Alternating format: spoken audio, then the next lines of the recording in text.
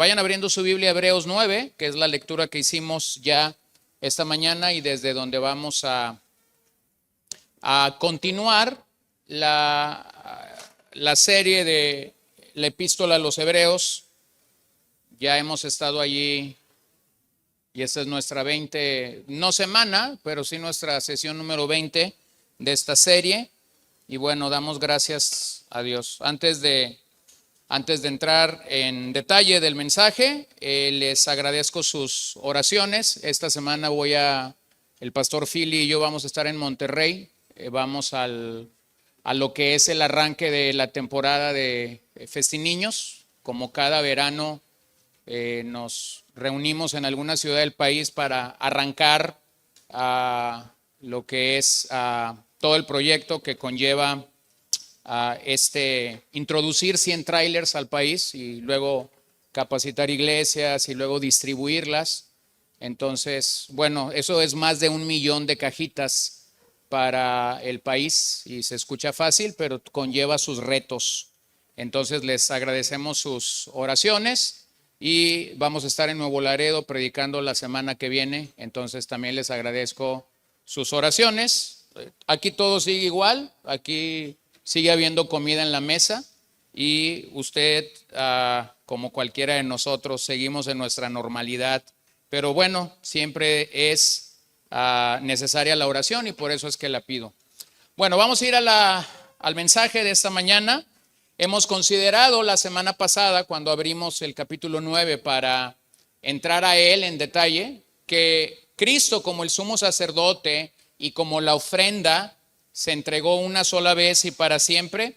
Él, a diferencia del tabernáculo o del templo, él está ministrando en el cielo y ese tabernáculo es conocido allí en Hebreos 9 como el tabernáculo celestial.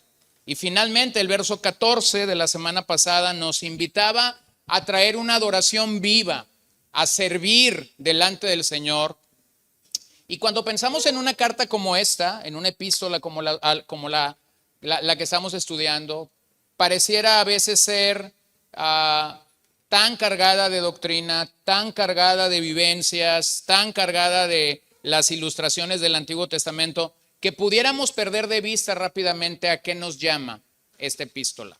Pero el verso 14 creo que es muy bueno porque nos llama claramente a no regresar al sistema de adoración del Antiguo Pacto, sino a entender que Cristo como el gran mediador ya ha logrado algo mucho mayor. Y por esa razón nuestra respuesta a Él debe ser una adoración viva. La palabra mediador, allí en el verso 15 que hemos leído ya, la palabra mediador no significa aquí alguien que une dos partes. No significa alguien que está uniendo dos polos opuestos. No es lo que un mediador aquí significa.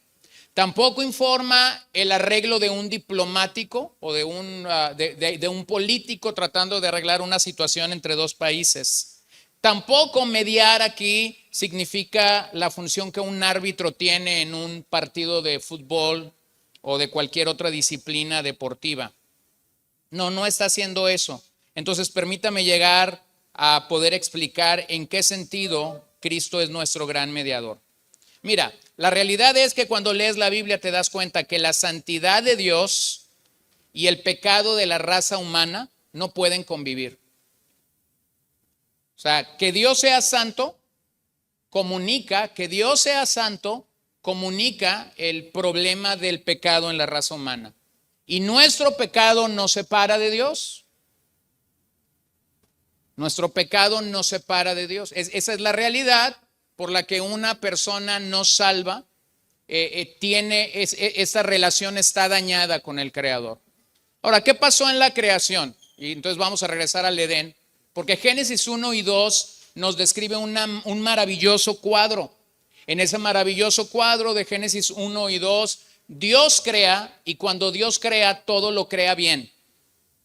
En ese cuadro de la creación, Dios tiene una buena relación con el hombre. Dios tiene una buena relación con la creación. Y el hombre, claramente lo podemos ver, el hombre se está relacionando con Dios. el hombre se está relacionando con su prójimo, Adán y Eva, y el hombre se está relacionando con la creación. Y Génesis 1 y 2 es maravilloso en ese sentido. Todo está bien. Relaciones perfectas, relaciones sanas, matrimonios perfectos, familias perfectas. De tal manera que cuando el capítulo 2 de Génesis termina, dice que Adán y Eva estaban desnudos y no se avergonzaban. Entonces la relación es perfecta. Pero cuando llega Génesis capítulo 3, la historia de la Biblia cambia porque el pecado entra a la raza humana. Y cuando el pecado entra a la raza humana, esa buena relación que el hombre tenía con Dios es socavada. Esa buena relación que el hombre tenía con la creación es socavada. Y esa buena relación que Adán y Eva como prójimos o como matrimonio tenían es socavada. De tal manera que tú lees unos versos adelante en Génesis 3 y dice que Adán y Eva estaban desnudos y se avergonzaron. Y entonces tuvieron que coser ramitas para cubrir su desnudez. En unos cuantos versos tú ves que estaban desnudos y no se avergonzaban. Y después están desnudos y se están avergonzando y están haciendo todo lo posible para cubrir su desnudez. ¿Qué pasó? Entró el pecado. Y el pecado daña siempre nuestra relación con Dios, con el prójimo, con la creación. Entonces vean cómo desde Génesis 3 la santidad de Dios y el pecado de la raza humana no habitan juntos, no pueden convivir. ¿Qué necesitamos para que esa relación sea restaurada? ¿Qué necesitamos para que esa relación pueda ser enmendada? Bueno, debemos reconocer la mediación de Cristo. Que Él sea mediador realmente nos habla que Cristo está de acuerdo con el Padre. Él está de acuerdo con el Padre que el pecador merece la ira de Dios. ¿Y por qué merece la ira de Dios? Por causa de nuestros pecados, por causa de nuestros errores, por causa de quebrantar la ley santa de Dios. Entonces, si Jesús está de acuerdo en que el ser humano necesita la ira de Dios como mediador, Él acepta ser ese sacrificio y de hecho hace de esto su misión aquí en la tierra. ¿A qué viene el Hijo de Dios? Viene a servirnos, no viene a ser servido, y su servicio máximo Él lo presenta en el Calvario, al presentarse como mediador y ser ese sacrificio que la santa ira de Dios demanda. Entonces, por eso dijimos que no es un diplomático viniendo del cielo a la tierra para resolver un problema, no es un árbitro, no es un diplomático queriendo componer el asunto tierra-cielo o cielo-tierra, porque de hecho lo que él está entendiendo es, no hay nada que pueda calmar la ira de Dios en la tierra, nada. Si todos nosotros muriéramos, no pudiésemos calmar la ira de Dios. Se necesitaba a alguien santo, a alguien justo, a alguien misericordioso, a alguien perfecto. Y el único que tiene todas esas calificaciones es el Hijo de Dios y el Hijo del hombre a la vez. Y todo eso solamente lo encontramos en Cristo. Así que Cristo realmente estableció el propósito y los medios de esta mediación. En Cristo tenemos el medio para ser perdonados de todos nuestros pecados y para ser limpios de nuestra conciencia. ¿Qué hay en la obra perfecta de Cristo? Perdón de pecados. Pero por otro lado hay limpieza de conciencia. Y lo hemos ya visto a lo largo de la carta a los hebreos. El antiguo pacto, el sistema levítico, no arreglaba esto. ¿Se acuerdan cómo lo explicábamos hace unas semanas, no? El antiguo pacto cubría el pecado. Cubría el pecado. El nuevo pacto quita el pecado. En el antiguo pacto la conciencia seguía sucia. Y de hecho el pecador cuando llevaba un sacrificio al santuario, cuando el sacrificio terminaba, sabía que volvería a estar allí. No sucede así con Cristo. Dice el doctor Schreiner, la novedad de este pacto es evidente, ya que Jesús entra en la presencia de Dios, algo que no se lograba bajo el antiguo pacto. En el nuevo pacto, pues, fue inaugurado por la muerte de Jesús, lo que significa que el antiguo pacto establecido en Éxodo 24 ya no es operativo.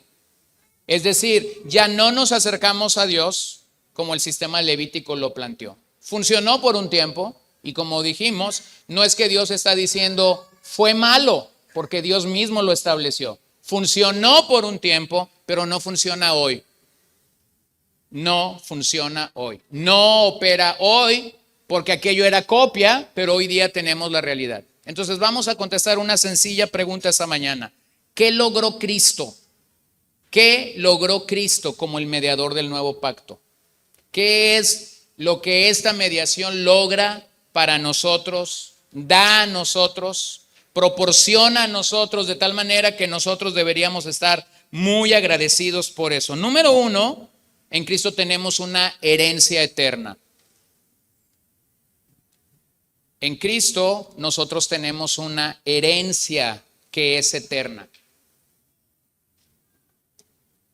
¿Cuántas veces usted ha escuchado historias, ha sabido historias o conoce historias de un matrimonio que pasó 35, 45, 50 años de su vida generando riquezas y posiblemente no riquezas en abundancia, pero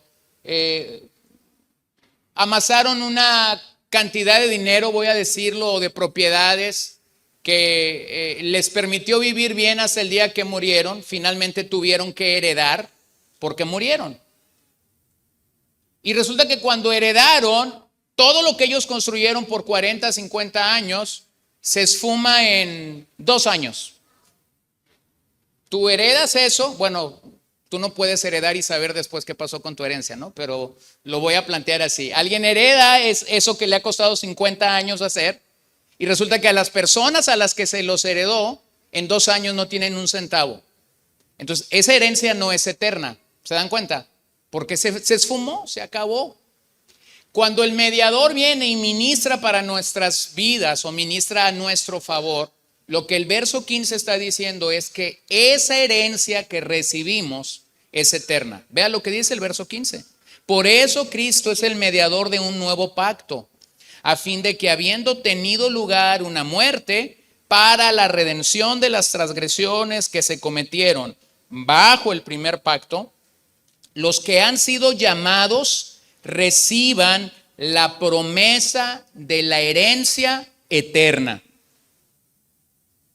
Entonces, los que han sido llamados son aquellos que estaban en pecado, han sido llamados del pecado. El llamado de Dios es siempre eficaz. El llamado de Dios conlleva que Él nos da una herencia. ¿Y cómo es esa herencia de acuerdo al verso 15?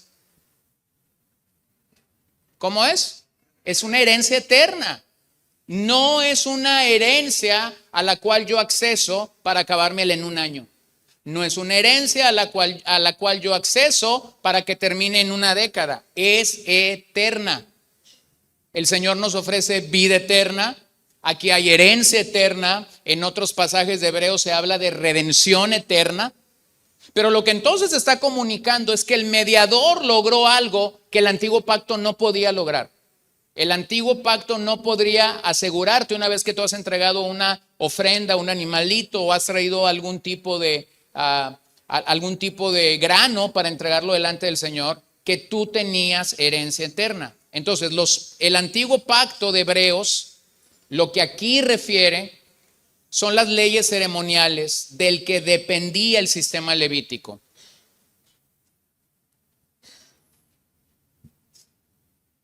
La ley de Dios conlleva, o los mandamientos de Dios en el Pentateuco conllevan 3 tipos de leyes: leyes civiles que regían la conducta del ser humano, leyes ceremoniales, que son estas que estamos nosotros examinando en esta mañana, o de las que hemos venido hablando.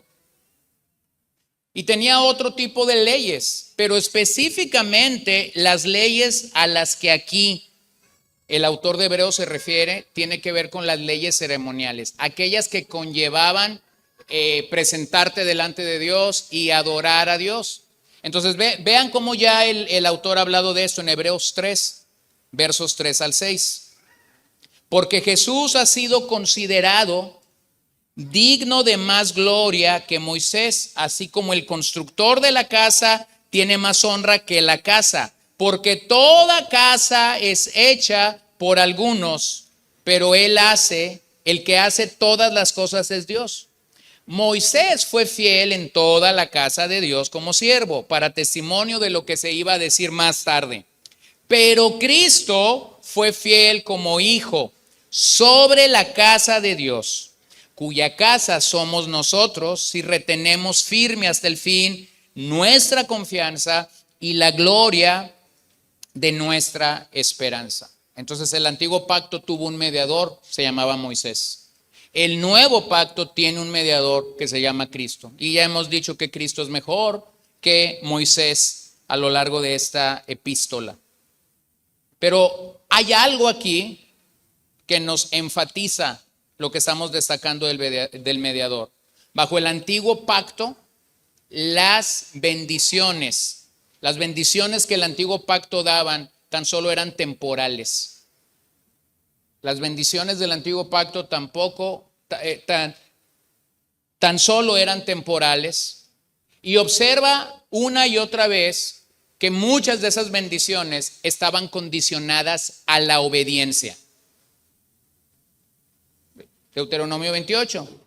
Acontecerá que si escuchares atentamente la voz de Jehová tu Dios, Él te bendecirá. Y hay una lista de bendiciones, ¿cierto?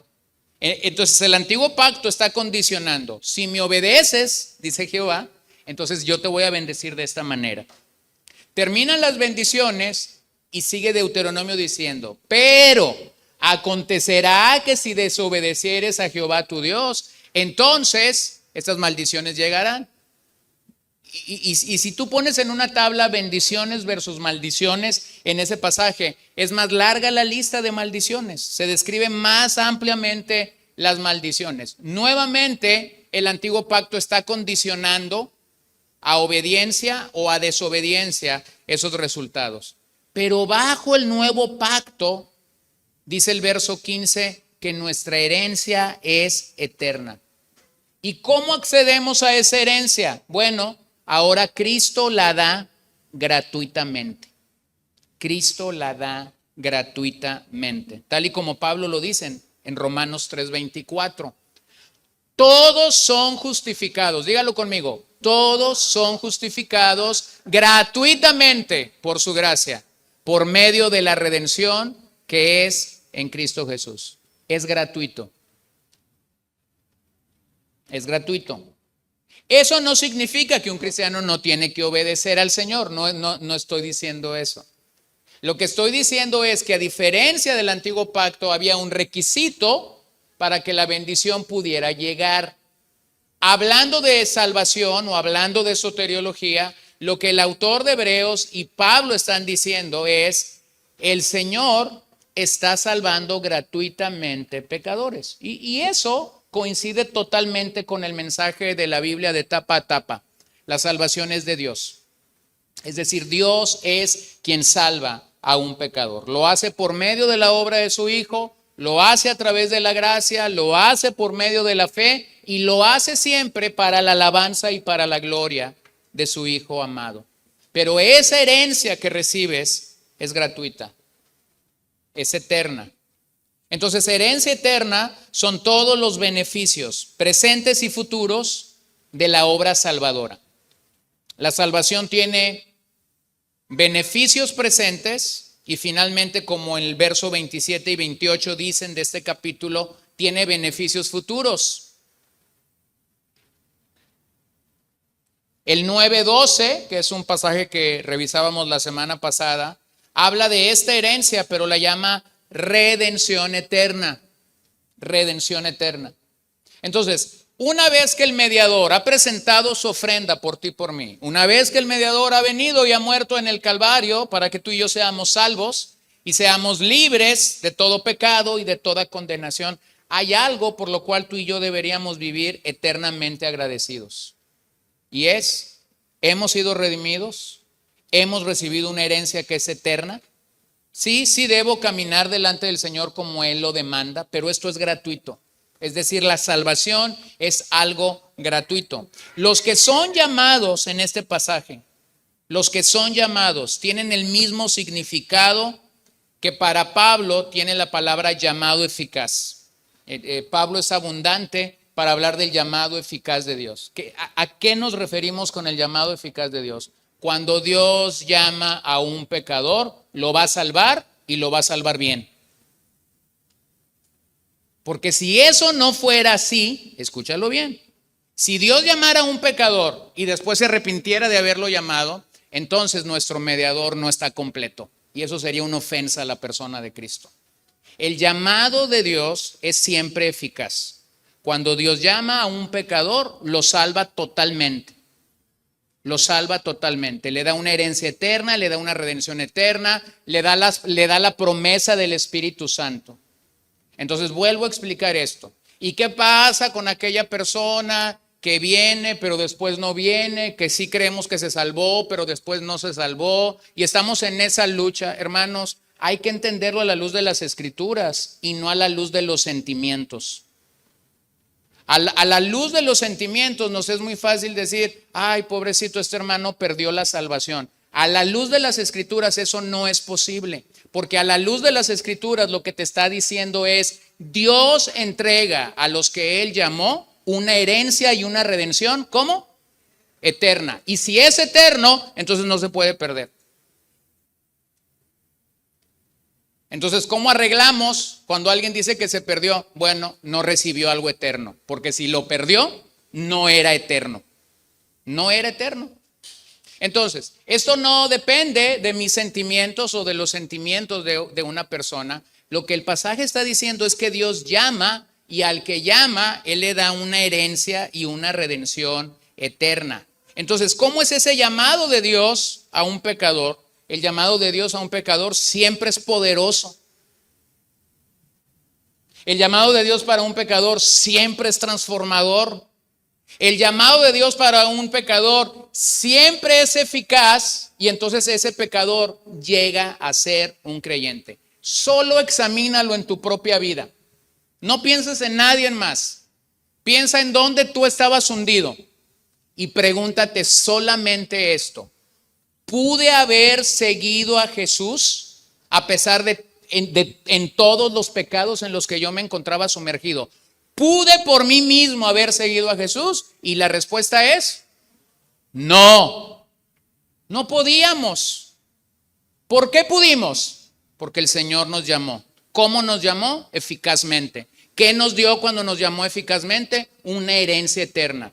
Una herencia que no se va a corromper y que de hecho Él está comprometido, como Filipenses lo dice, aquel que la buena obra empezó, la va a terminar, la va a llevar en cumplimiento final. Mira lo que dice Pedro en el capítulo 1, verso 3. Bendito sea el Dios y Padre de nuestro Señor Jesucristo, quien según su gran misericordia nos ha hecho nacer de nuevo. ¿Quién te hizo nacer de nuevo? Jesucristo. A una esperanza viva.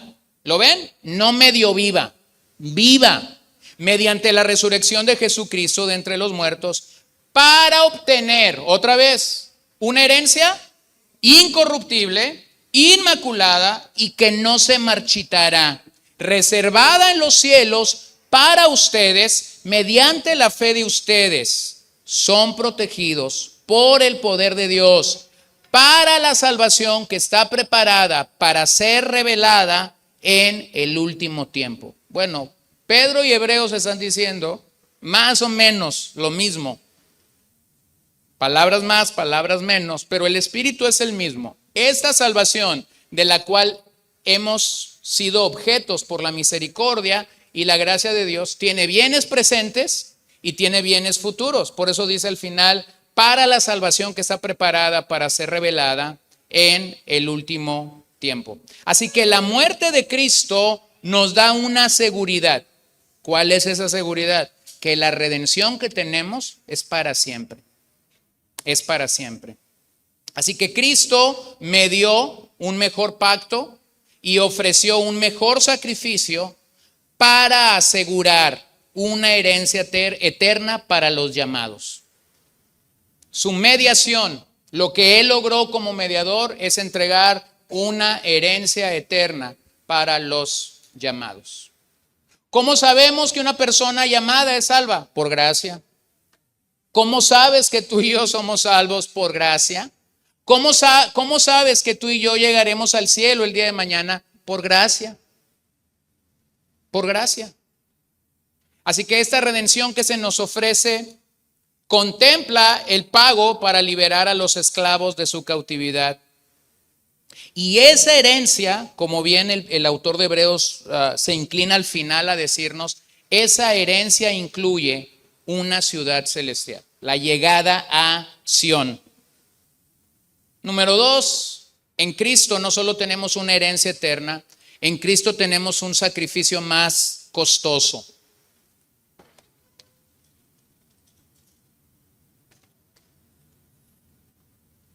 Cuando valoramos el tipo de sacrificios del antiguo pacto y el tipo de sacrificio que Jesús hizo por nosotros, nos damos cuenta que este sacrificio es más costoso. Verso 16.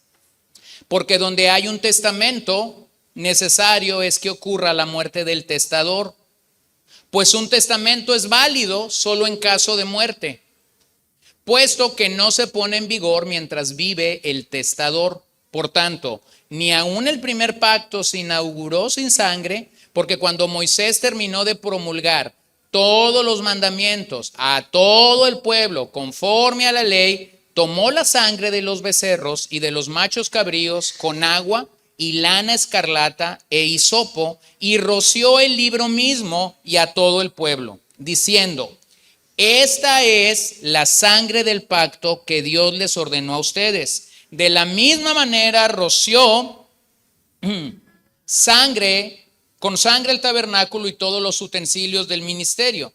Y según la ley, casi todo ha de ser purificado con sangre. Y sin derramamiento de sangre no hay perdón. Por tanto, fue necesario que las representaciones de las cosas en los cielos fueran purificadas de esta manera, pero las cosas celestiales mismas con mejores sacrificios que estos. Entonces, el antiguo pacto requería sacrificios, requería la presencia de sangre, como este pasaje lo dice, pero nosotros tenemos que llegar a una conclusión. El sacrificio que Cristo hizo es más costoso que la suma de todos los sacrificios del Antiguo Testamento. La palabra aquí, pacto y testamento, pudieran tener ciertas diferencias, porque para que un testamento se ejecute, el testador tiene que morir. Para que un pacto se lleve a cabo, no necesariamente quien lo coloca en la mesa debe morir, pero sin entrar en muchas disputas sobre estas dos palabras, en el original, en griego, pacto y testamento es la misma palabra. Entonces, lo que el pasaje está queriendo comunicar es que es necesario que el testador muera en esta situación para que el pacto se ejecute o para que el testamento se lleve a cabo tal y como lo estamos considerando. Entonces, el testamento entró en vigor con la muerte de Cristo. Para nosotros como creyentes, el testamento está entrando en vigor cuando Cristo muere. Y eso nos hace recordar que hubo un día en que Moisés estaba caminando en el desierto, en que el pueblo ha salido de la esclavitud en Egipto, que aún la nación no tenía un pacto. Eso nos hace pensar que hubo un momento en que la nación no tenía un pacto y hubo un momento entonces en el que el Señor se tuvo que poner leyes y decretos, y eso lo vemos en Éxodo 24. Una vez que los mandamientos han sido dados, entonces el Señor decide entrar en un pacto con la nación de Israel, y lo vemos en el capítulo 24 del libro de Éxodo. Vaya conmigo al verso 4, Éxodo 24, versículo 4. Y hay un principio aquí, porque hemos leído que sin derramamiento de sangre no hay remisión de pecados. El derramamiento de sangre en el antiguo pacto era necesario para la purificación ceremonial. ¿Recuerdan eso? La purificación del antiguo pacto era ceremonial. La purificación del nuevo pacto es moral. Quita nuestros pecados, limpia nuestra conciencia, tiene demandas morales. Es decir, una vez que hemos venido al Señor, no vivimos como queremos, no vivimos, se me fue el dicho, hombre. A ver si se lo saben, ¿no? Porque a veces pregunto versos bíblicos y no se lo saben, pero de darle vuelo, ya me acordé. ¿Cómo está fulano? Ahí anda dándole vuelo al hilacha, dicen, ¿no? Así decimos en México, ¿no? Entonces, las demandas morales del evangelio no es darle vuelo al hilacha. Ya le dimos demasiado vuelo al hilacha antes de llegar a conocer al Señor. O sea, el Señor te da una herencia eterna, no para que tú sigas jugando a darle vuelo al hilacha, sino para que comiences a obedecerlo y a vivir a la altura de sus demandas. Entonces, rociar la sangre en el antiguo pacto tenía como emblema la purificación ceremonial. Y solo cuando la sangre era rociada se aliviaba la carga del pecado, se aliviaba, no la quitaba. Éxodo 24, verso 4. Moisés escribió todas las palabras del Señor. Levantándose muy de mañana, edificó un altar al pie del monte con 12 columnas por las 12 tribus de Israel. Y envió jóvenes israelitas que ofrecieron holocaustos y sacrificaron novillos como ofrenda de paz al Señor. Moisés tomó la mitad de la sangre y la puso en vasijas, y la otra mitad de la sangre la roció en el altar. Luego tomó el libro del pacto y lo leyó a oídos del pueblo, y ellos dijeron: todo lo que el Señor ha dicho haremos y obedeceremos. Entonces Moisés tomó la sangre y la roció sobre el pueblo y dijo: esta es la sangre del pacto que el Señor ha hecho con ustedes según todas estas palabras.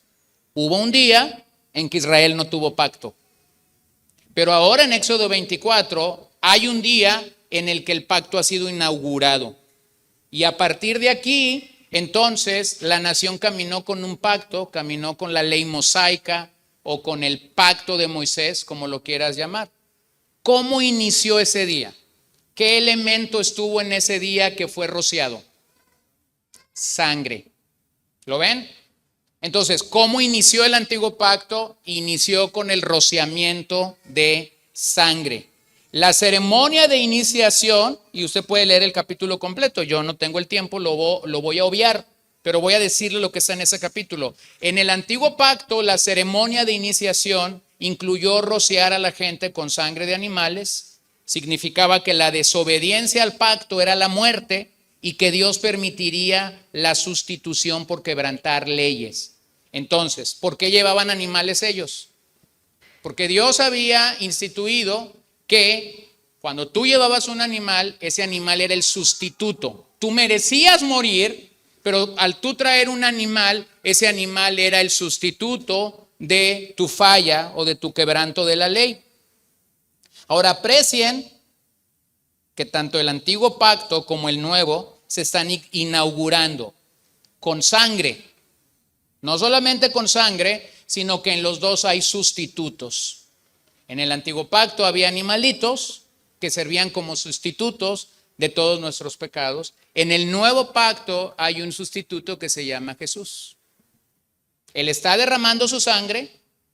Entonces, cuando cantamos de la cruz, cuando oramos de la cruz, cuando leemos estos pasajes de Pablo o de cualquier otro de los autores del Nuevo Testamento donde se nos habla de la cruz, la manera como tú y yo deberíamos leer y pensar en esto es: yo merecía estar allí.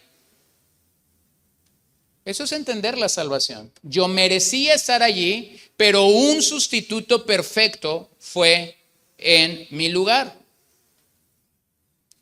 Entonces su sangre fue derramada y Él está alcanzando el perdón de nuestros pecados. No fue el único objeto que lograba purificación en el Antiguo Testamento encontramos que hubo tres: la sangre, el fuego y el agua. Estos tres elementos que podían servir para purificar en el sistema levítico. Pero lo que el autor está tratando de maximizar en este pasaje es la sangre de Cristo. ¿Por qué? Porque esa sangre mostraba el costo del pecado.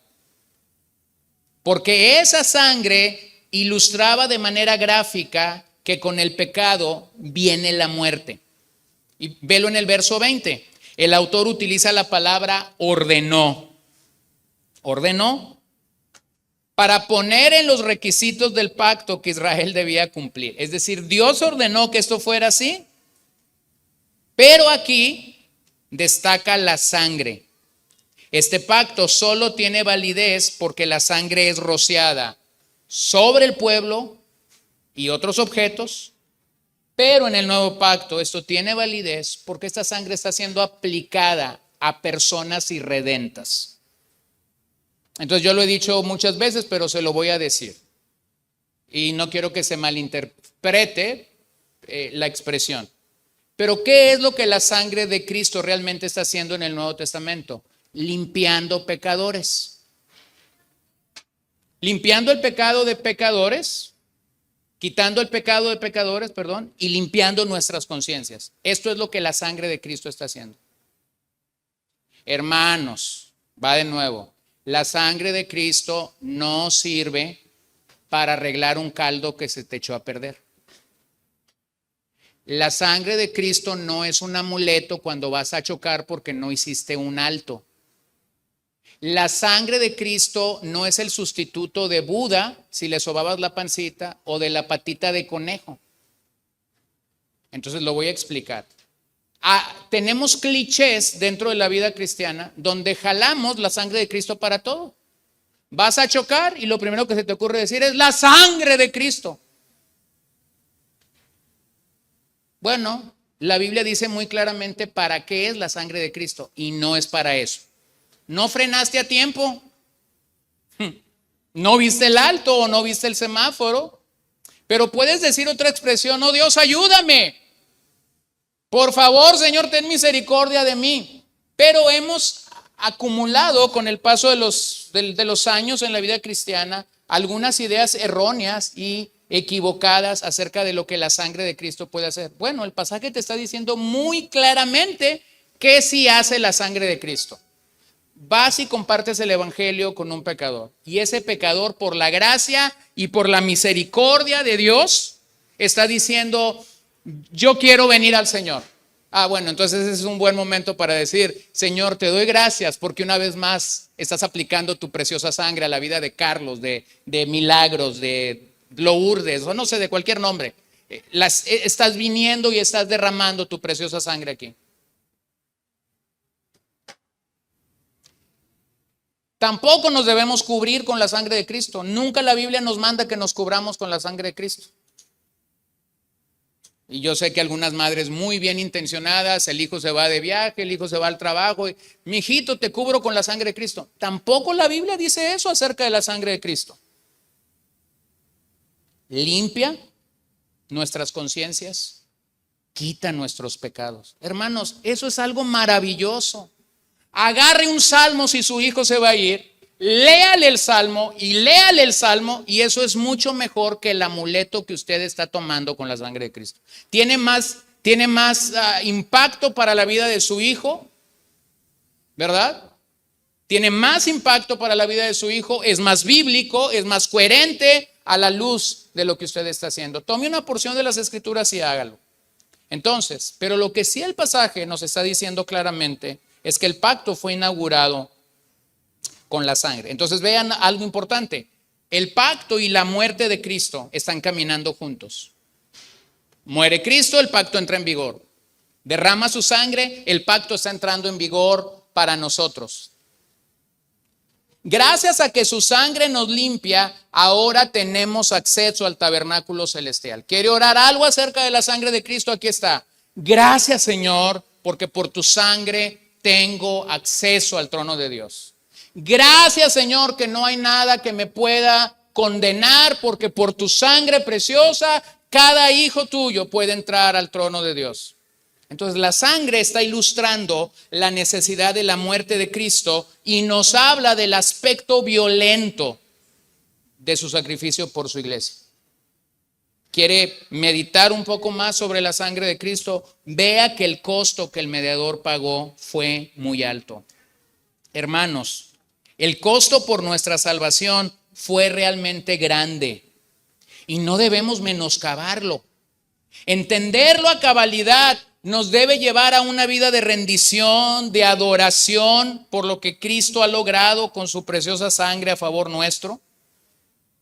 Esa gracia que es gratuita para el pecador, es gratuita, pero no es barata. Eso es diferente. Es una gracia que es gratuita, pero no es barata. ¿Por qué no es barata? Porque costó muy caro. Tuvo un alto costo. Entonces, no abaratemos lo que tuvo un alto costo. Hagamos con la obra de Cristo realmente lo que ella merece. En otras palabras, no hagamos lo que queramos o lo que se nos viene en gana con la gracia que costó tanto. La sangre representa a los creyentes y por otro lado nos asegura la permanencia del acuerdo.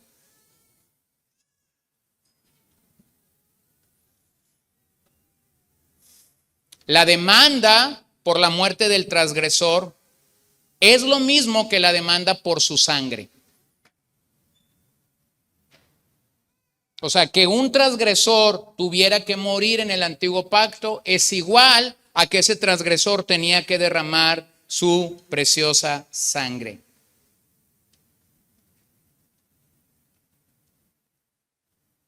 Cuando él llega al santuario celestial, y se menciona algo aquí acerca de que Él está purificando ese lugar. Y tenemos que ser cuidadosos porque eso no significa que el tabernáculo celestial necesitaba ser limpiado. O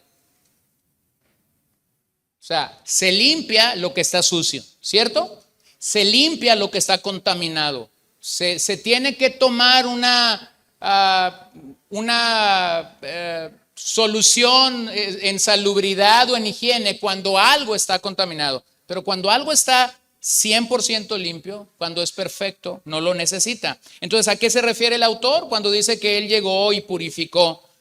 Bueno, eso se refiere a la eficacia y a la superioridad del sacrificio de Cristo por nosotros y cómo es que aún en el tabernáculo celestial eso se está entendiendo y eso se está reconociendo.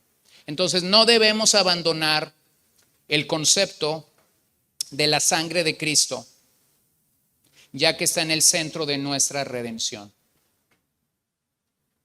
Recuérdalo una y otra vez cuando piensas en la obra de Cristo como mediador. Una y otra vez, no abandones el concepto de la sangre de Cristo. ¿Qué hace ese concepto? Quita el pecado, limpia nuestra conciencia, pero no es un amuleto. No es un amuleto, no es una expresión o un eslogan que los creyentes tienen para solucionar cualquier tipo de problema. Hay muchas expresiones que podemos usar.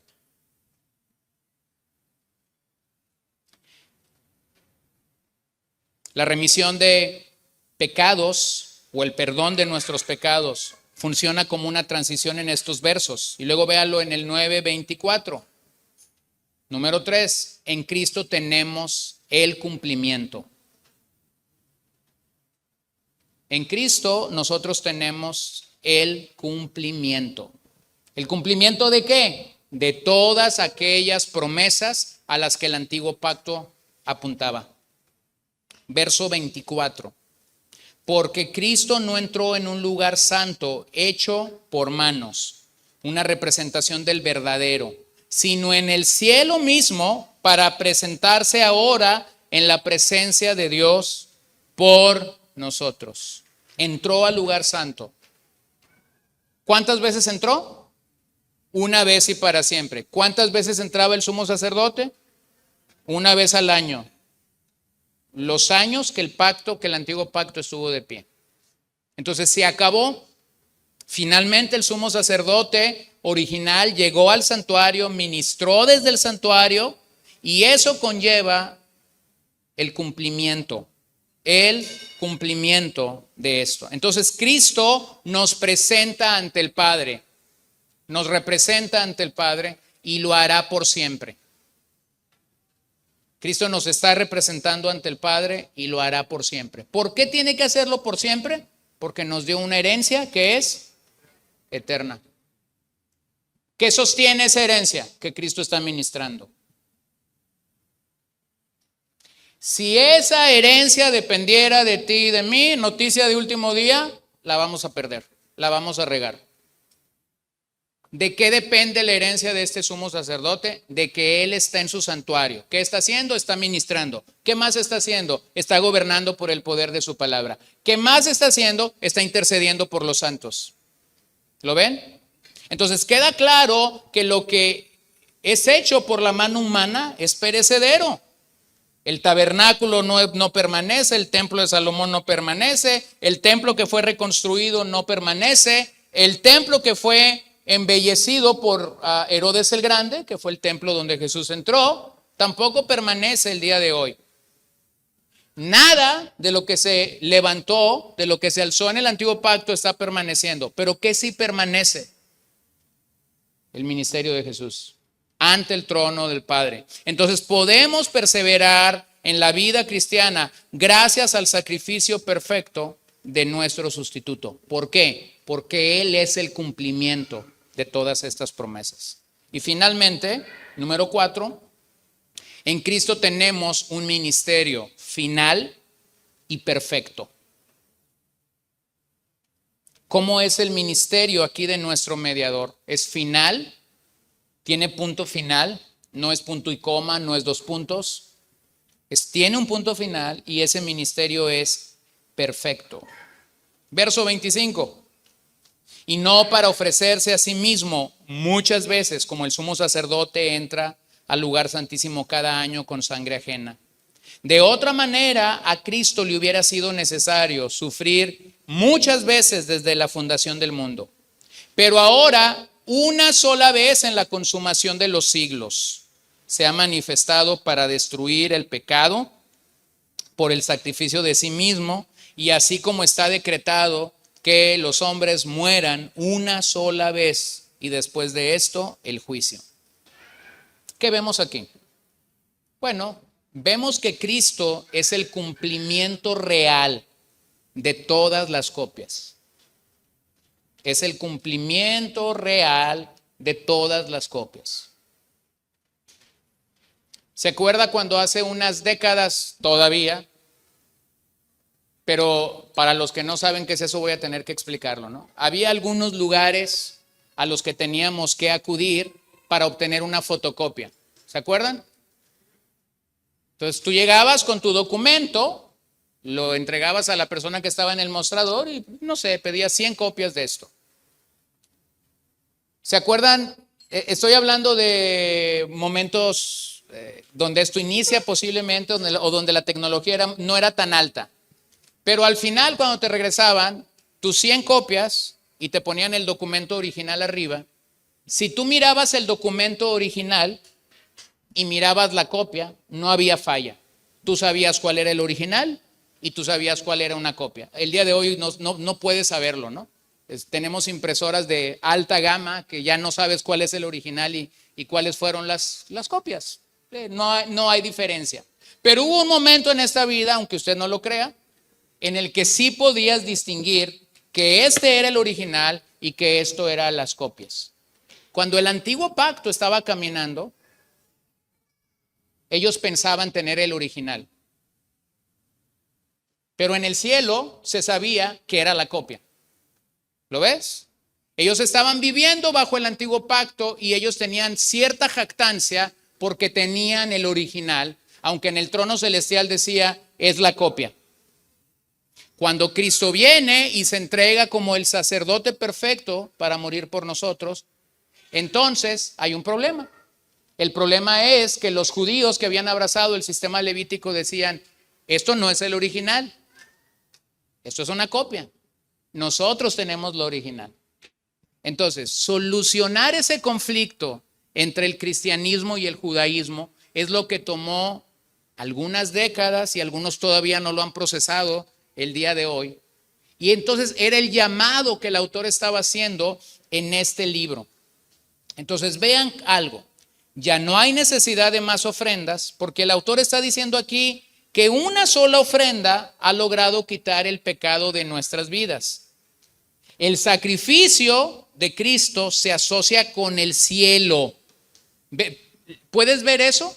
Cuando habla de su sacrificio y de que ha entrado a un lugar, no te está diciendo que entró al tabernáculo de Moisés, no te está diciendo que entró al templo de Salomón o al templo en días de Herodes el Grande. Su sacrificio conlleva que él mismo entró al cielo. ¿Qué te dice eso?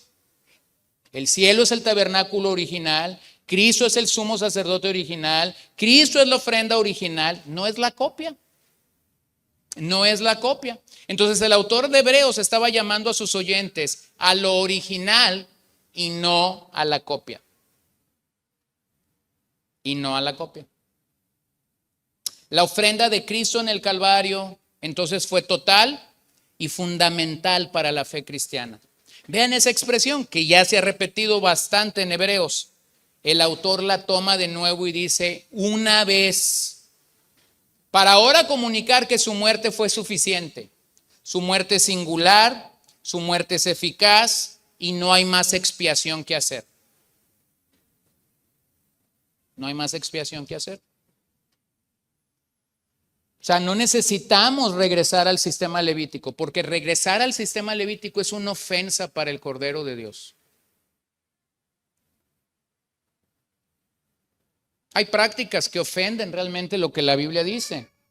Por ejemplo, no sucede aquí, pero yo he sabido de lugares que para hacer ilustrativo esto, los pastores en vez de estudiar Biblia se ponen a hacer Kool-Aid de fresa.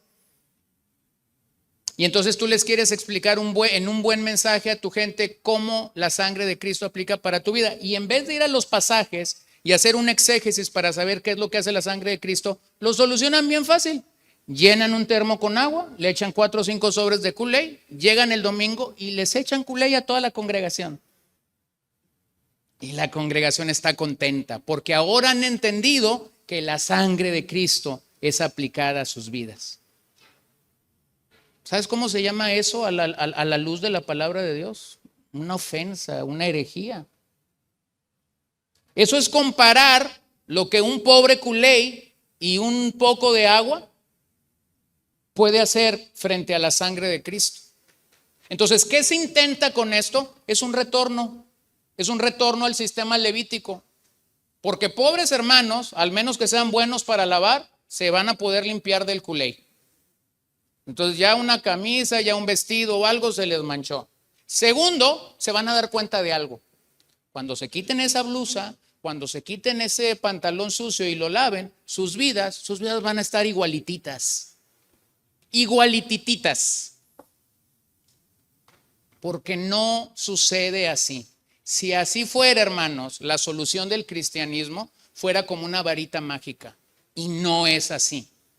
Pero cuando vas a la Biblia y entiendes que este sacrificio alcanza, es decir, lo hizo en la cruz, lo hizo en el Calvario, pero alcanza hasta el día de hoy, quita el pecado, no por encimita, sino de raíz, te das cuenta que no necesitamos más. Y luego vean la otra expresión que hay en estos versos, cuando habla del final de los tiempos, otra manera de decirlo, la consumación. Es decir, la salvación tiene 2 momentos aquí. Inicialmente, cuando nuestros pecados son quitados y nuestra conciencia es limpiada. Pero esa misma salvación apunta hacia el futuro. Bueno, todas las edades se reúnen aquí y son consumadas,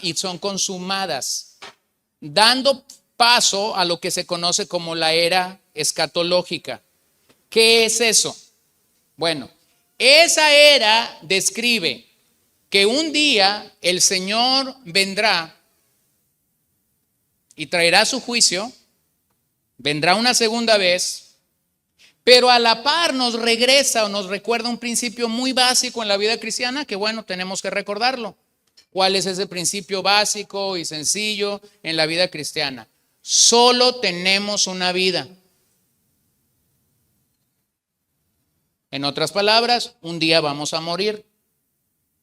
¿Cuándo es ese día? ¿Quién sabe? Puede ser hoy, puede ser mañana, puede ser 30 años más. ¿Se acuerdan cuando el COVID inició? ¿Se acuerdan la leyenda del COVID? Todos los ancianos van a morir. Pobres ancianos, estaban ahí temblando. No les llegaban las gripas, no les llegaba nada, pero estaban atemorizados porque eso nos lo gritaba toda la prensa, todas las noticias. Todos los ancianitos van a morir. Pero eso tan solo se te demuestra una cosa: no somos Dios. Entonces se comienza a enfermar gente entre los 30 y los 50 y comienzan a morir. Y los ancianos permanecían. Bueno, sí, algunos murieron, no estamos diciendo que no aquí. Pero ¿qué es ese principio que quiero decirte aquí? Bueno, el principio que hay en este pasaje claramente para nosotros es: Dios nos da la vida. Y Dios le pone punto final a la vida, ¿cierto? Puede ser hoy o puede ser mañana. ¿Qué hay después de eso? Bueno, el pasaje te lo dice. Entonces vean ahí 2 Corintios 5:10. Porque todos nosotros debemos comparecer ante el tribunal de Cristo, para que cada uno sea recompensado por sus hechos estando en el cuerpo, de acuerdo con lo que hizo, sea bueno o sea malo. Entonces hay un día en el que poco pensamos, un día en el que no nos atrevemos a pensar, pero un día en el que el autor nos llama a reflexionar. Vamos a rendir cuentas. Puede ser hoy, puede ser mañana. Luego vean Apocalipsis 20, verso 11 al 15. Vi un gran trono blanco y aquel que estaba sentado en él, de cuya presencia huyeron la tierra y el cielo, y no se halló lugar para ellos. También vi a los muertos, grandes y pequeños, de pie delante del trono, y los libros fueron abiertos. Otro libro fue abierto, que es el libro de la vida, y los muertos fueron juzgados por lo que estaba escrito en los libros según sus obras. El mar entregó a los muertos que estaban en él, y la muerte y el Hades entregaron a los muertos que estaban en ellos, y fueron juzgados cada uno según sus obras. La muerte y el Hades fueron arrojados al lago de fuego. Esta es la muerte segunda, el lago de fuego. Y el que no se encontraba inscrito en el libro de la vida fue arrojado al lago de fuego. Entonces, el verso 27, el autor está considerando que la muerte y el juicio del hombre tiene una relación íntima con nuestro mediador. El que una persona muera y el que una persona sea juzgada ante el tribunal de Cristo está íntimamente ligada con la obra del mediador. Entonces, ¿a qué principio nos regresa eso? La vida es corta. La vida es corta. Se vive una sola vez y después enfrentamos el juicio de Dios. Ay, pero es que yo pensé que iba a reencarnar y que en la otra vida iba a ser mejor. Noticias, no es cierto. Lee la Biblia. O está como el señor que dice, está ahí, se ve muy impotente, se ve ahí, el conocimiento está andando, pero de repente le escuchas una frase tonta como esta: cuando yo reencarne quiero ser un perro, porque a mí siempre me han gustado los huesos y los perritos siempre traen un huesito. ¿De veras? ¿De veras crees que el tiempo que Dios te dio, que Dios te otorgó, va a ser desperdiciado de esa manera? Vean el contraste. La ofrenda que este sacerdote presentó tuvo que ocurrir en la tierra. Ocurre en la tierra. Y en la tierra, este sacerdote experimentó sufrimiento y experimentó muerte. Por eso Hebreos 13:12 nos dice que el sufrimiento, la muerte y la ofrenda de Jesús tuvieron lugar en la tierra. Tuvieron lugar en la tierra. Dice el autor a los Hebreos ahí en el capítulo 13 que Jesús murió fuera de las puertas de Jerusalén. Entonces, mi pregunta a ti esta mañana es, ¿cómo estamos viviendo hoy? Hoy. Sí, porque algunos todavía vienen a la iglesia y dicen, bueno, eso está bien, pero todavía ando en los 30. Cuando llegue a los 40 voy a empezar a creer que lo que dicen ahí es verdad. ¿Cómo estás viviendo hoy? La sentencia de este pasaje es claro. El hombre ha de morir y entonces Dios le juzgará. El hombre muere, Dios lo juzga. Así de sencillo. ¿Qué está haciendo este mediador por ti? Solucionar ese juicio. Si tú vienes a este mediador, si tú crees en este mediador, entonces ese juicio es diferente. Porque ese juicio se lleva a cabo ante la presencia de un Dios santo, pero cuando el sacrificio del mediador es aplicado a nuestras vidas, entonces Dios como juez te está viendo a través de la obra perfecta de este mediador. Entonces, gracias a Dios, el pasaje no termina en juicio, sino termina en esperanza. Vean el verso 28, me encanta eso. Así también Cristo, habiendo sido una vez, ofrecido una vez para llevar los pecados de muchos, aparecerá por segunda vez en relación con el pecado. ¿Para qué? Para salvación de los que ansiosamente lo esperan. Hay esperanza. Hay esperanza. La palabra de Dios conlleva esas dos sentencias. La palabra de Dios nos juzga y la palabra de Dios nos brinda esperanza. Y aquí está perfectamente ilustrado. Entonces, tú sientes que la palabra de Dios te está juzgando. Aguanta vara. No eres el único. Porque después de la página que te ha juzgado y que te ha juzgado y que te ha juzgado, después de la página, al dar vuelta, ahí hay esperanza. Ahí hay esperanza. Este es el evangelio. Una vez, otra vez la expresión, ahí en el verso 28, una vez, una palabra que ya hemos enfatizado y que en este pasaje transmite la finalidad del sacrificio de Jesús. Muere para llevar los pecados de muchos de nosotros. Entonces, esta venida es para salvación de los que lo esperan ansiosamente. La venida del verso 28, lo que conocemos como la segunda venida, es para salvación de los que lo esperan ansiosamente.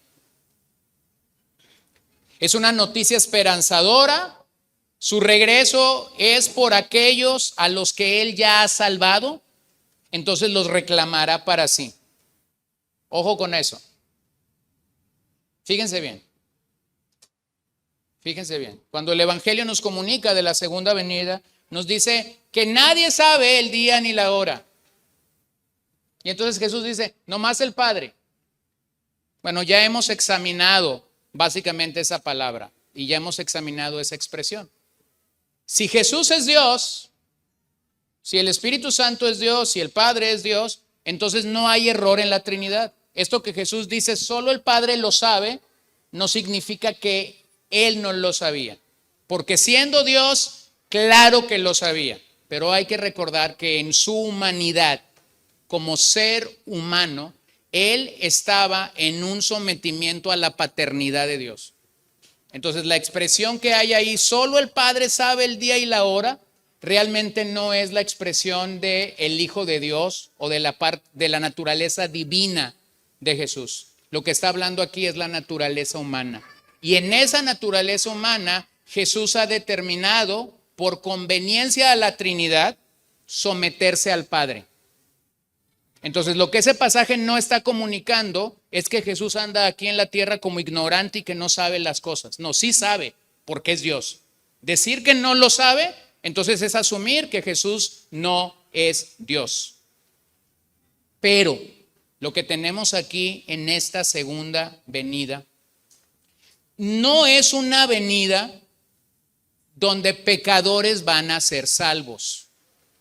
Porque si ustedes se dan cuenta, lo último que el pasaje dice, para salvación de los que ansiosamente, ¿lo qué? lo esperan. Un pecador que está hundido en sus delitos y pecados, Efesios 2, no lo está esperando. No siente ningún deleite. Tú le puedes decir, el Señor va a venir. Y te va a contestar algo así como, ¿y eso qué? ¿Y? Entonces Él no lo está esperando ansiosamente. ¿Qué te está comunicando esta expresión? Que el Señor viene por los que previamente salvó, por los que previamente les dio una herencia eterna, les dio una redención eterna. Han caminado 5 años, han caminado 2 días, han caminado 4 décadas, no lo sé. Han caminado con el Señor. Entonces Él vendrá y los está salvando escatológicamente. O sea, finalmente solucionando un pequeño problema, o más bien un mayúsculo problema, el pecado que mora en nosotros. Entonces, llega un día en que dejaremos de batallar con el pecado remanente que hay en nuestras vidas. ¿Cuándo es ese día? Para salvación de los que ansiosamente lo esperan. Mientras ese día llegue, tendremos luchas, tendremos dificultades en la vida, pero podemos aferrarnos a las maravillosas promesas que Dios y el Evangelio nos dan. Miren Isaías 53:12. Por tanto, yo le daré parte con los grandes y con los fuertes repartirá despojos. Porque derramó su alma hasta la muerte y con los transgresores fue contado. Llevó el pecado de muchos e intercedió por los transgresores. Qué maravilloso. Aquel día Jesús se presentará y completará la salvación en nosotros. El cielo es el lugar presente para el creyente. Sabemos que llegaremos allí. Es nuestro destino final, pero todavía no llegamos. ¿Lo ven?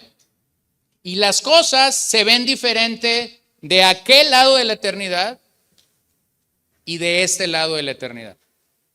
De aquel lado de la gloria y de este lado de la gloria, las cosas las vemos diferentes. Pero sabemos que finalmente ese es nuestro destino. Entonces, Cristo está ministrando a favor de su pueblo en el cielo y de eso no debes de tener la menor duda. Él está ministrando a favor de su pueblo. ¿Desde dónde lo hace? Desde el cielo. Y en los últimos versos nosotros encontramos, vean lo perfecto del ministerio de Cristo. Por eso no nos debe quedar duda de la herencia y de la redención eterna que tenemos en Él. Vean el uso de los verbos en estos últimos versos. Aquí encontramos pasado, presente y futuro. Verso 26 nos dice que Dios quitó el pecado y nos salvó del pecado. Eso te comunica el pasado.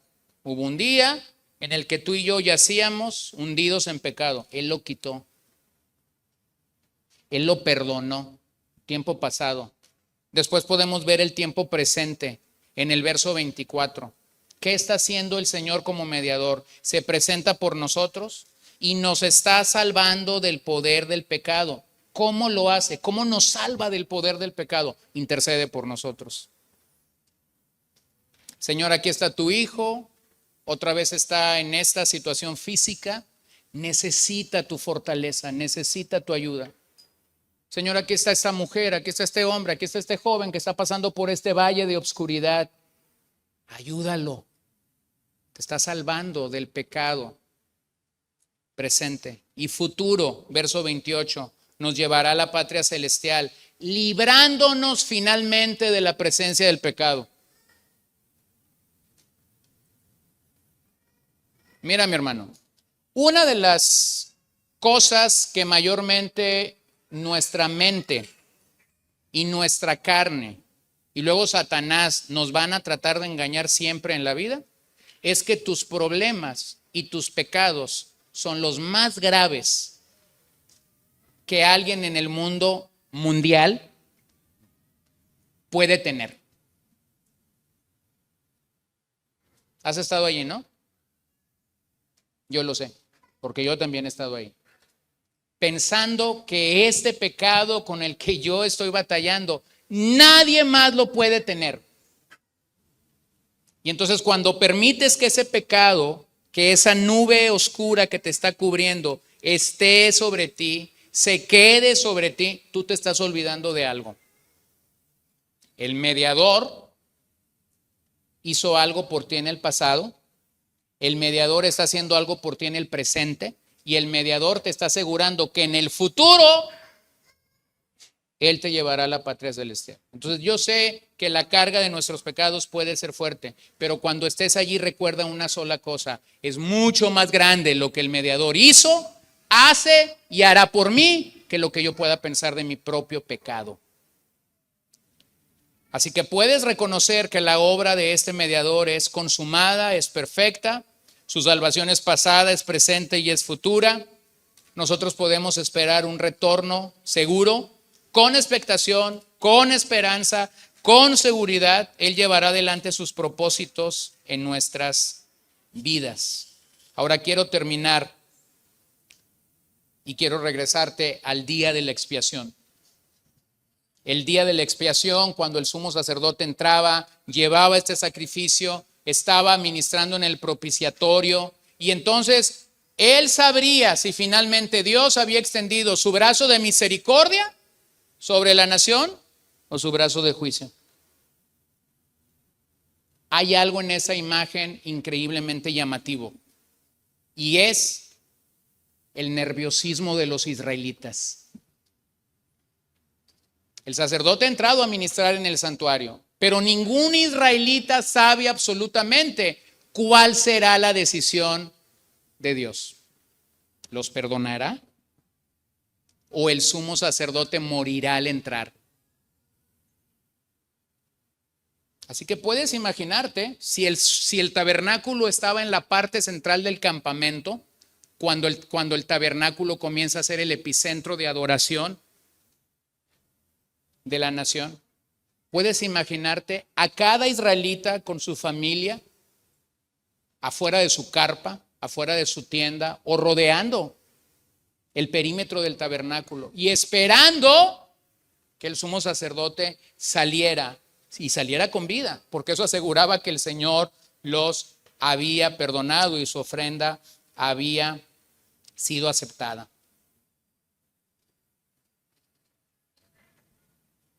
Eso es diferente en el nuevo pacto. Nosotros podemos pararnos de pie el día de hoy sobre nuestra carpa porque estamos seguros que cuando el sumo sacerdote aparezca no hay acusación para los hijos de Dios, hay gracia y hay salvación perfecta. ¿No te parece maravilloso? No estamos nerviosos diciendo, ay Señor, pues ¿qué vas a hacer al final? ¿Me vas a salvar o no me vas a salvar? No, Él ha dicho, todos los llamados tienen redención eterna, tienen herencia eterna. Entonces, qué firmeza. Y por eso Pablo decía, porque nuestra ciudadanía está en los cielos, de donde también ansiosamente esperamos a un Salvador. Lo esperamos ansiosamente, el Señor Jesucristo. Entonces, hermanos, la segunda venida no te debería poner nervioso. Ay, va a venir. Yo tuve una abuela que amaba las escrituras, pero tenía un pequeño problemita. Y me heredó un pequeño problemita y lo solucioné un poquito más grandecito. Pero ella me decía, no leas Apocalipsis, mijo, porque es muy difícil de entender. Entonces yo leía y cuando llegaba Judas decía, aquí se acabó la Biblia. Y mi historia era, si mi abuela con tantos años en Cristo me dice que es muy difícil, no recuerdo la primera vez que lo leí de tapa a tapa. Lo leí de tapa a tapa. Y luego cuando leí esta historia maravillosa de aquel colegio cristiano donde la maestra había estado en 6º año escolar dando la clase de Biblia y finalmente llegó a Apocalipsis. Y entonces llegó, este era el examen final. Y entonces ella llega, da una hoja en blanco a los niños y les dice a estos niños, resuman Apocalipsis en una frase. Digan en una sola frase lo que ustedes han apreciado y aprendido. Y hay unos niños que comienzan a decir cosas medio raras de extraterrestres y ovnis y que vamos y venimos y bombas y todo. Pero casi al final del grupo se para una niña con su hoja y dice esto: Jesús gana. Jesús gana, mi hermano. Y cuando Él gana, entonces nuestra espera no es como la de los israelitas, temblorosa, pensando, ¿me vas a perdonar o no me vas a perdonar? No, no es así. Sabemos que ya nos ha perdonado, sabemos que nos está perdonando ahora mismo y sabemos que nos perdonará finalmente. Porque el cielo es el lugar donde moraremos con nuestro Señor eternamente. Así que permíteme resumir lo que está pasando en el Antiguo y en el Nuevo Pacto. En el Antiguo tenemos sacrificios repetidos, en el Nuevo tenemos un solo sacrificio, en el Antiguo tenemos la sangre de animales, en el Nuevo tenemos la sangre de Cristo. En el Antiguo tenemos pecados cubiertos, pero en el Nuevo tenemos el pecado quitado. El Antiguo Pacto solo es para Israel, el Nuevo Pacto es para todos los pecadores. En el Antiguo Pacto dejaba el lugar santísimo. El Nuevo Pacto se entra al cielo y se permanece allí. El Antiguo Pacto se venía y se bendecía al pueblo, pero en el Nuevo Pacto Dios vendrá para llevar su pueblo al cielo. Me parece increíble y maravilloso que como cristianos debemos recuperar nuestra imagen de la cruz. Debemos recuperar nuestra imagen de la cruz y lo que el sacrificio de Jesús representa.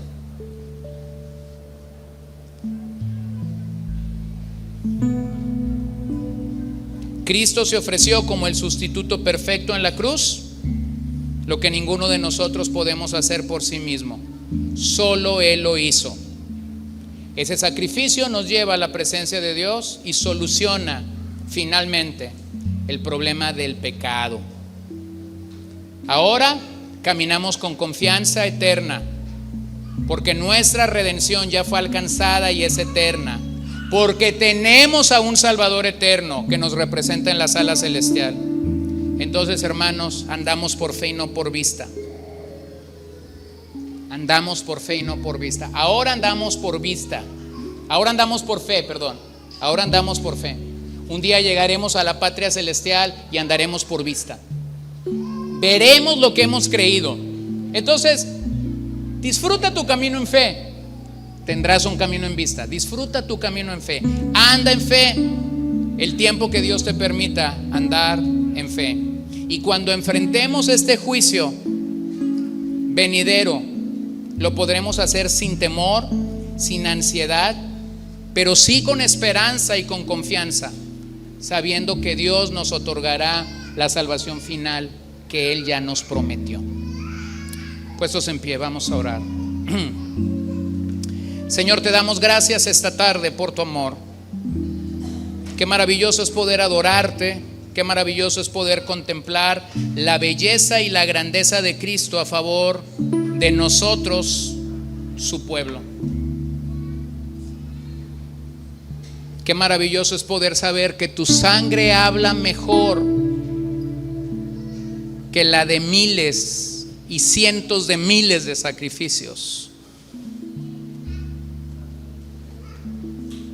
Tu sangre que nos ha limpiado de toda maldad, de todo pecado, que ha limpiado nuestra conciencia y que finalmente ha quitado el pecado que yo no pude quitar, que la religión no pudo quitar, que la iglesia no me pudo quitar. Gracias por salvarnos, Señor, cuando no lo merecíamos. Gracias por tener misericordia y ser benevolente de nosotros cuando no merecíamos. Estábamos hundidos en pecados, delitos. Habíamos quebrantado, habíamos roto todas tus santas leyes. Y sin embargo, en tu misericordia tuviste a bien llamarnos. Y tu llamado fue eficaz.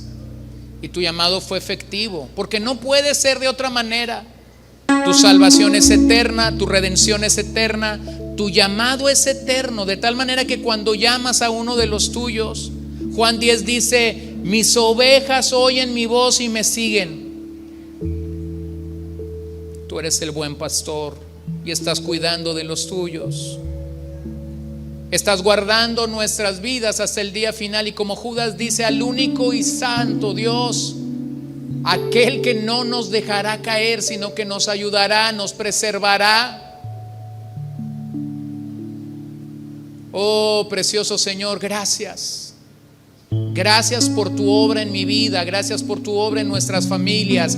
Gracias por tu obra en esta iglesia local. Gracias por tu obra en la iglesia universal alrededor del mundo.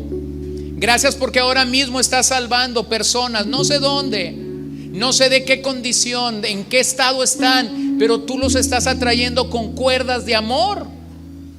Los estás convenciendo de su pecado y estás trayendo convicto al pecador por la obra de tu Santo Espíritu y la proclamación de tu palabra, para que vengan a ser parte de aquellos que has llamado y que has comprado a precio de sangre.